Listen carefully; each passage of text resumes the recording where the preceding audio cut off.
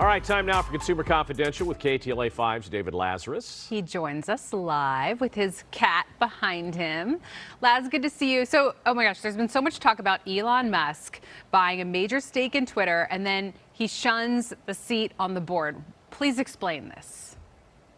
Well, in fact, Wall Street is trying to guess today, what on earth does Elon Musk want here? Now, to back up a little bit, first Musk revealed that he had purchased a 9% stake in Twitter, based in San Francisco. That made Musk, the CEO of Tesla, the single largest shareholder in the social media company. Okay, that's one thing. Then, over the weekend, after Musk was offered a seat on the board by Twitter, first, Musk was tweeting about possible changes that he would like to see at the company. He also made some unusual jokes. Not all of them are family friendly. And he even suggested that Twitter's San Francisco headquarters could be converted into a homeless shelter because, according to Musk, nobody goes there anyway. Huh? What? And then on Sunday, Twitter's CEO revealed that Musk had in fact turned down a seat on the board.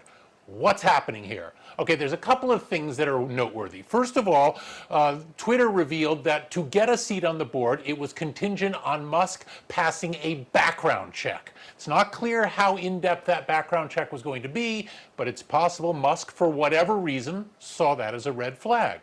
More likely, though, is a limitation for board members that they can't own more than 15% of the company. As I say, Musk has purchased 9% of Twitter. He's the largest shareholder. As a board member, it would have been capped at 15%. Now, it's possible he's got plans to try and really make a run at taking control of Twitter, either as a hostile takeover or otherwise, in which case, and this seems like the most likely scenario, not being on the board gives him all the room he wants to purchase as many shares as he wants. So it could be that his next play is to try and get a controlling stake in the company and the clout to be able to do, in effect, anything he wants. At this point, it's anyone's guess as to what he's trying to do or what his plans are, but I think the most likely scenario here is he's going to start buying shares, a lot of them. But some Hollywood writers are already planning the movie on this one. All right, huge news out there for gamers. It appears that the world of Fortnite could be getting a whole lot bigger. Yeah, and this is huge. Anybody who's got gamers at home, and I do, so I know all about this, Epic Games is the creator of Fortnite. Fortnite is a battle game, but Epic also has other cooler games like the Lego Star Wars brand, the Lego Harry Potter's brand, things like that.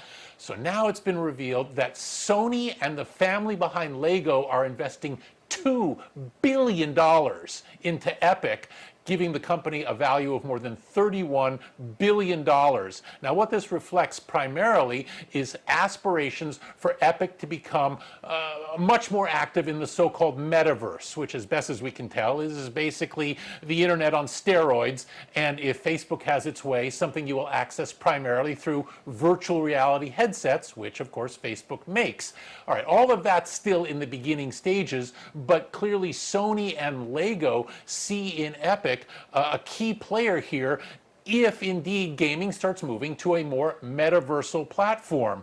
And Lego and Epic have already announced a partnership to create a more family-friendly metaverse for kids, which presumably means things like Lego Star Wars, Lego Harry Potter, Lego Batman, except in a much more immersive environment. Okay, that's kind of exciting, and it certainly makes more sense to me than a lot of the other so-called metaverse plays out there. On the other hand, I wonder how many parents of gamers, including myself, would be comfortable seeing their kids become even more removed from reality by wearing virtual reality headsets as they're playing, as opposed to sitting in front of a computer where at least you can pry them away from the screen from time to time. So we'll have to see how that plays out. I think my 15-year-old nephew has a girlfriend in the metaverse, for real, that he's like never met in person, so now that's a thing. Welcome to the future, Court. Yeah.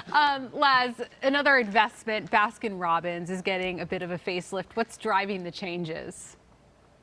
You know, they're just trying to freshen things up. Baskin-Robbins has been around for 77 years, and this is going to be the first update for the brand in nearly 2 decades. What they're doing is putting out a new logo. Okay, that's common enough. There's also going to be new uniforms for employees, new packaging, and a new online store where you can buy Baskin-Robbins merch. So clearly this is a sign that Baskin-Robbins sees itself in growth mode and hopes that more people are hankering for ice cream, and I don't see why not. The privately held company says that it saw an 11% increase in sales last year, meaning that as other businesses were largely struggling during the pandemic, clearly there was a desire for ice cream, and Baskin-Robbins was selling more than its share of it. You might not know this, but the whole idea of the 31 flavors at Baskin-Robbins, that was introduced in 1953 as a way of conveying that they'd have at least one new flavor for every day of the month.